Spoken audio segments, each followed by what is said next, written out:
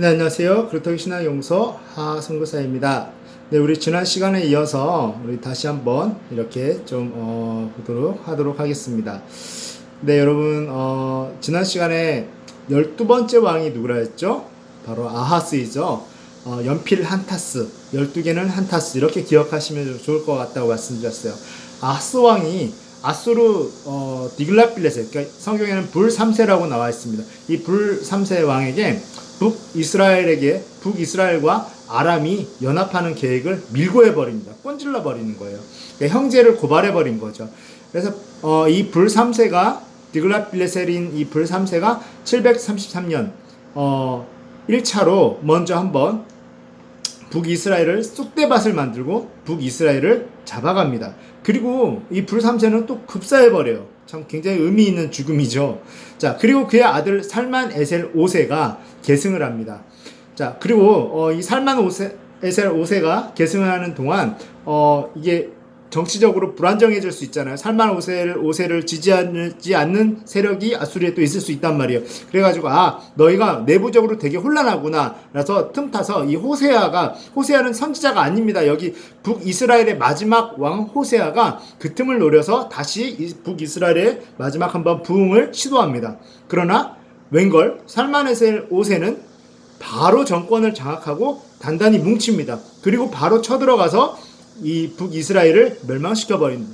그때가 바로 722년 722 아수르에게 722 당하는 거. 그때 이제 이 사르곤 2세는 자기 아버지 때 그렇게 멸망시켜버린 이 북이스라엘을 그냥 놔둬서는 안 되겠다 생각한 거예요. 이 자꾸 조공이 중단될 수 있는 사태를 이게 세금하고도 연결되는 건데 이 조공이 자꾸 중단되고 소위 말해서 객이니까 안 되겠다 싶은 겁니다. 그래서 이걸 반복하지 않으려고 이 나라를 완전히 그냥 무너뜨려 버려야겠다 생각하고 아예 사마리아 즉 북이스라엘의 수도에 총독을 파견해 버립니다. 그때부터 혼혈이 시작된 것이죠. 그래서 성경에 나오는 그 사마리아를 모욕하고 업신여기고 이 혼혈아들이라고 막 그렇게 튀기들이라고 욕하는 것들이 그래서 그때부터 시작된 것이죠. 그의 아들 산헤립, 사르곤 2세의 아들 산헤립이 13 히스기야, 13번째 왕인 히스기야 때에 했던 약속을 저버리고 재침략합니다. 그러나 실패하죠. 그리고 산헤립은 돌아가서 아들들에게 죽음을 당합니다. 신전에서. 이렇게 세락이 시작되는 것이죠. 그리고 그의 아들 산헤립의 아들 에살핫돈이 계승을 합니다. 그때 남유다에서는 마치 므낫세입니다. 므낫세예요. 므낫세 14일에 초콜릿도 받지 못하는 남자는 못 났어. 14 므낫세 14 므낫세 14번째 왕인 므낫세가 이제 남유다에서 왕이 되었을 때 아수르에서는 에살핫돈 산헤립의 아들 에살핫돈이 아수르를 일으켜 보려고 지금 시도 중인 것이죠. 자, 그렇게 이제 609년 BC 609년 예수님이 오시기 609년경 자, 애굽의 왕 바로 느고가 다시 애굽은 지금 별 볼 일 없어진 상태입니다. 그래서 이 애굽을 재부흥하기 위해서 다시 이제 북진합니다. 그러려면 이스라엘 땅을 밟고 지나가야 돼요. 아수르를 치기 위해서는 애굽 땅을 이 땅을 밟고 지나가야 됩니다. 이스라엘 땅을 밟고 지나가야 돼요. 여기서 이렇게 지나가야 됩니다. 여기 있는 아수르를 치기 위해서는요. 그런데 이때 16번째 왕인 요시야가 있었습니다. 16살밖에 안 되는데 욕이야. 16살밖에 안 되는데 욕지거리야. 욕이야. 16 요시야. 16번째 왕은 요시야입니다.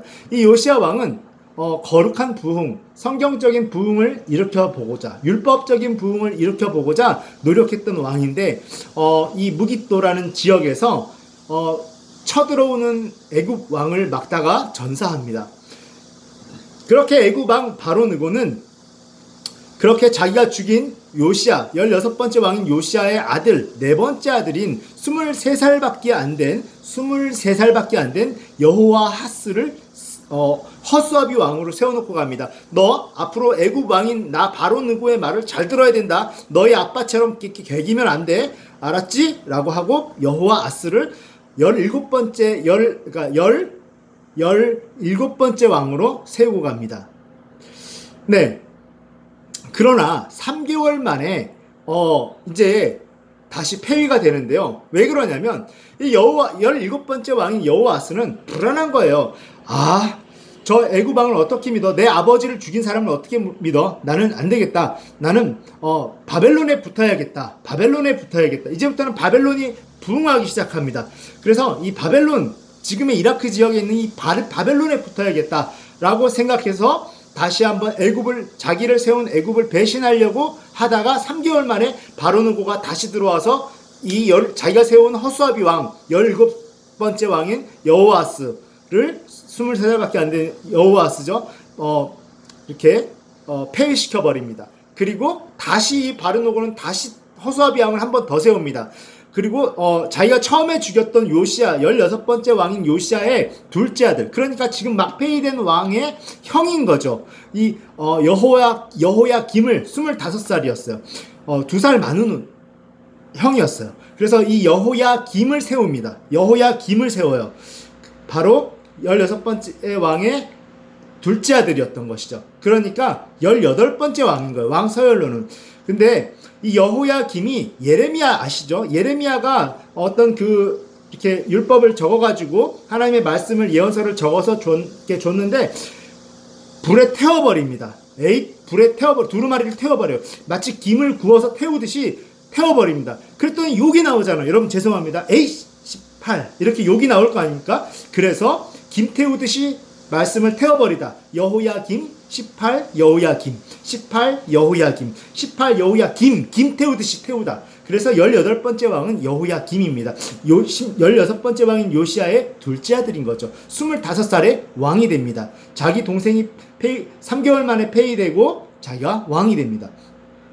자, 이제 605년에 자, 예수님이 오시기 전에 605년입니다. 이제 그 후로 한 4년이 흘렀어요. 자, 이 애굽과 바벨론이 갈그미스라는 지역에서 빵 붙습니다. 갈그미스 전투, 그 유명한 갈그미스 전투에서 붙어요. 그리고 바벨론이 패권을 장악합니다. 애굽은 이제 힘이 완전히 약해졌어요. 애굽이 힘이 처음 약해졌을 때는 언제인가요? 애굽이 왜 이미 힘이 약해진 상태로 제 이야기에 등장했을까요? 바로 여러분이 잘 알고 있는 출애굽 때 전부 수몰당했죠. 그때 힘이 1차로 약해졌습니다. 그러나 명맥은 이어오다가 이번에 바벨론하고 제대로 붙으면서 그냥 힘이 완전히 약해졌다라고 봐야 되는 것이죠. 자, 그런데 601년에 그 후로 또 한 4년이 지나서 예수님 오시기 601년에 애굽의 재반란, 3차 반란이 일어납니다. 여기서 망하면 애굽은 진짜 망하는 거예요. 그런데 이때는 막상 막하였습니다. 그때 여호야김이 18번째 18 여호야김 18번째 왕인 여호야김이 판단 미스를 합니다. 여러분 이제 이 사람은 자기 동생처럼 바벨론에 붙는 게 아니라 내 아버지도 애굽 왕에게 죽었고 내 동생도 나의 전 왕이었는데 내 동생도 애굽 왕에게 이렇게 당했으니까 나는 이제 애굽을 배신하면 안 되겠다. 바벨론이고 뭐고 다 필요 없어. 나는 애굽에 붙을 거야 라고 생각하면서 판단 미스를 합니다. 왜냐면 잠깐 막상 막하였을지 몰라도 이미 바벨론이 애굽을 이길 수밖에 없는 상황이었는데 판단 미스합니다. 그리고 애굽에 붙습니다. 여호야김이. 그때 예레미야가 뭐라 그럽니까? 아니야, 판단 미스하지 말고 이제는 바벨론에게 순응해라. 하나님이 그렇게 역사하고 계시니까 바벨론에 순응해라 라고 했더니 이 매국노 취급을 하면서 애굽에 붙습니다. 바벨론은 우리를 먹으려고 하지만 애굽은 우리를 도와줄 거야 라는 헛된 망상에 가득 차서 애굽에 붙습니다. 애굽에 이제 순종적입니다. 자기 아버지나 동생과는 다르게 애굽에 순종적이게 된 거예요. 웬걸? 판단 미스죠. 자, 그때 바벨론의 느부갓네살이 1차 침공을 합니다. 아모리, 모리아, 암몬 군대를 다 불러가지고 명령합니다. 니네가 가서 저 여호야김을 좀 잡아와라. 그래가지고 여호야김이 그들이 보낸 아모리, 모압, 암몬 군대에 의해서 잡혀갑니다. 추포당합니다. 그리고 가던 길에 살해당한 것으로 여호야김은 자기가 태운 것처럼 불에 태워 죽임을 당한 것으로 그렇게 전승되고 있습니다. 참 아이러니하죠. 자기가 예레미야의 그 예언서를 불에 김 태우듯이 태운 여호야김이 자기도 나중에 잡혀가던 도중에 불태워 죽인 것으로 그렇게 추정되는데요. 그리고 자기 아들들은 그렇게 네, 그렇게 되었죠. 그리고 그때 여호야김이 끌려가던 때 같이 끌려가던 사람이 누구냐면 바로 다니엘입니다. 다니엘이 여호야김과 함께 끌려가는 겁니다. 자, 그리고 느부갓네살 왕은 여호야긴을 세웁니다. 18살이에요. 여호야긴을 세웁니다. 그러니까 이제 19번째 왕이겠죠. 여호야긴을 세웁니다. 애굽은 그 여호야긴은 역시 바벨론을 신뢰하지 못합니다. 그러고는 다시 어떻게 합니까? 다시 애굽에 붙습니다. 아이고, 이거는 미친 거죠. 왜냐면 바벨론에게 그렇게 당하는 걸 봤으면 이제 바벨론에 붙어야 되는데 애굽에 붙어요. 그런데 웬걸? 애굽이 반응을 하잖아요. 아, 나 가만히 있을래. 나 이제 1차 그 출애굽 때 완전히 힘 빠졌고, 2차 바벨론에 하고 붙어가지고 한번 힘 빠졌고, 3차 또 한번 완전히 빠졌기 때문에 나 이제 힘 없어. 나 이제 여기서 끝나면 4번째 번아웃 되면 나 죽어. 애굽은 가만히 있는 겁니다. 편을 안 들어주는 겁니다. 야, 네. 그렇기 때문에 이제 그냥 여호야긴도 잡혀가는 것이죠. 잡혀갑니다. 하지만 여호야긴은 나중에 또 풀려나죠. 굉장히 오래 있다가 풀려납니다. 어쨌든 그리고 나서 느부갓네살이 이번에는 또 직접 옵니다. 여호야긴을 압송해 간 것이죠. 그리고 요시야 왕의 세 번째 아들, 여호야 왕의 세 번째 아들. 그러니까 여호야긴은 여호야김의 아들이었어요. 그러니까 여호야긴의 숙부가 되는 거죠. 그래서 시드기야를 세웁니다. 20번째 왕입니다. 야, 시덥지 않아서 끝났다. 시드기야, 시덥지 않아서 끝났다. 20번째 왕 시드기야입니다. 요시야의 세 번째 아들입니다. 자, 16번째 왕인 요시야의 세 번째 아들인 것이죠. 자, 그런데 이 사람 역시 애굽의 미련을 버리지 못하고 바로 호브라, 그러니까 파로라는 것은 파라오 왕이죠. 애굽의 왕 호브라에게 원조를 요청합니다. 느부갓네살이 열받죠. 그래서 다시 옵니다. 그래가지고 이번에는 시드기야의 눈을 뽑아버립니다. 뽑아버리기 전에 그의 아들들을 모가지를 다 칩니다. 전부 참수형이에요. 그리고 눈을 뽑아버리고 압송합니다. 이때 나이가 32살이었어요. 32살이었습니다. 이렇게 남유다는 완전히 멸망하게 됩니다. 전부 끌려간 것이죠.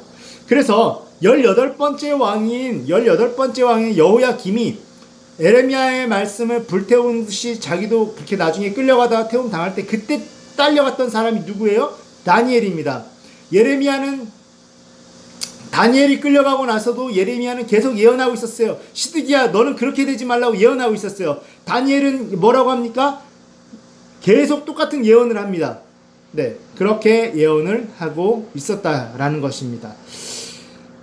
여러분, 그런데 이 바벨론의 느부갓네살의 아들 마루둑 또는 에윌 무르닥이라고도 합니다. 성경은 에월 무르닥이라고 하는데 실제 이름은 마루둑입니다. 그런데 성경식 이름은 에윌 무르닥입니다. 이 에윌 무르닥이 나중에 19번째 왕이었던 여호야긴을 풀어줬다라고 하는데요. 어쨌든 이 마루둑이 자기의 매형, 자형이죠. 누나의 그 남편입니다. 네리글리살에게 살해를 당합니다. 네리글리살 이 아들 라바시 마르둑을 또 누가 죽이냐면 장군 나보니두스가 죽입니다. 그리고 그 나보니두스가 왕이 됩니다. 여러분, 이렇게요 성경의 시간이 쭉 흐르는데요, 이렇게 나보니두스가 그렇게 결국은 느부갓네살의 아들 마르둑에서 끝나고, 그리고 그 느부갓네살의 사위 네리글레살이 왕이 됐다가 결국은 느부갓네살의 외손자인 라바시 마르둑이 왕이 됐다가 거기서 끝나고, 그러니까 느부갓네살의 외손자에서 끝난 겁니다, 사실은. 그리고 나보니두스 장군이 반란을 일으켜서 왕이 됩니다. 그리고 그의 아들 벨사살이 성경에 나오죠. 그렇게 나옵니다. 여러분, 잘 한번 생각해 보세요. 다니엘이 젊을 때 끌려갔어요. 그렇죠? 자, 끌려갔습니다. 그런데 이제 느부갓네살이 또 죽고, 그의 아들도 죽고, 그의 사위도 죽고, 느부갓네살의 외손자도 죽었어요. 그리고 나보니두스는 이제 왕이 되었는데, 자, 나보니두스는 이미 느부갓네살하고는 혈통적으로 관계가 없죠. 그러니까 이 바벨론에서 힘이 없어지는 겁니다. 그런데 나보니두스가 안 되겠다. 내가 이 종교를 바꿔야겠다. 그래서 종교의 창시자가 되야겠다. 그리고 이 달의 신을 숭상하기 위해서 사막으로 갑니다. 계시를 받으려고 간 것 같아요. 그래야 자기가 뭔가 종교를 바꿔야 되기 때문에 그렇기 때문에 그래서 이제 그의 아들 벨사살이 섭정을 합니다. 그때 늙은 다니엘이 이제 나옵니다. 늙은 다니엘이 나와요. 그래가지고 그 피로 쓴 네메네메 데겔 우바르신이라는 그 말을 해석하기 시작합니다. 다니엘은 이때 이미 늙어 있는 거예요. 그때 늙은 다니엘이 이제 그 벨사살에게 해석해 줍니다. 바벨론의 운명이 다했다라고. 그런데 그날 밤 바로 페르시아가 쳐들어오고 있었고요. 무혈입성하기 시작합니다. 왜일까요? 고레스가 쳐들어옵니다. 이 고레스가 쳐들어오는데 그 바벨론 성 사람들에게 약속을 합니다. 너희 왕 나보니두스가 지금 종교를 바꾸려고 너희 제사장들을 핍박하고 있지? 나는 너희 종교를 그냥 받아들여주고 묵인해주고 용인해주겠다 라고 하니까 이 제사장들과 이 종교인들이 이 집권자들이 문을 활짝 열어준 겁니다. 그래서 페르시아는 이 바사 제국은 메데 바사 제국은 무혈입성합니다. 이로써 바벨론 제국은 거의 무너져 버린 거죠. 완전히 무너져 버립니다. 그날로 벨사살도 죽게 된 것이죠. 네, 그렇게 나보니두스는 왕이 돼서 종교를 바꿔보겠다고 하다가 사막에서 아마 끝난 것 같고요. 자, 그렇게 이제 그게 이어지는데요. 여러분 이제 우리가 다음 시간에는 이제 이 페르시아의 그 왕들, 성경에 나오는 왕들만 좀 중요한 것들을 좀 보도록 할게요. 아주 중요합니다. 네, 오늘은 여기까지 할 거고요. 그래서 오늘 이제 예수님 오시기 전에 586년에 시드기야가 압송되면서 끝났다. 시드기야는 눈이 뽑힌 상태로 삼손처럼 그렇게 평생을 그렇게 감옥에서 삽니다. 여러분 이렇게 성경을 좀 이해를 하시고 성경의 흐름을 이해하시되 자 586 기억하시고요. 7위 이스라엘이 북이스라엘이 망할 때 7위 아수르에게 망했고요. 아빠바 헬로 그 다음에 뭡니까? 바벨론에게 남유다가 망합니다. 언제? 586 컴퓨터처럼 586에 망합니다. 기억하세요. 7위에 북이스라엘이 망했고요. 586에 남유다가 망했습니다. 이제는 남유다가 망하면서 바벨론의 70년이 시간이 쭉 흘러갑니다. 그렇게 70년이 흐르고 나서 늙은 다니엘이 마지막에 한 번 더 등장합니다. 언제? 바벨론이 메데바사 페르시아가 무혈입성할 때 바로 늙은 다니엘이 한번 네메네메 데겔 우바르신을 해석하려고 등장한다는 거예요. 자, 이제는 페르시아의 역사와 성경을 우리가 조금 합해서 다음 시간에 보도록 하겠습니다. 여러분 사랑하고 축복합니다.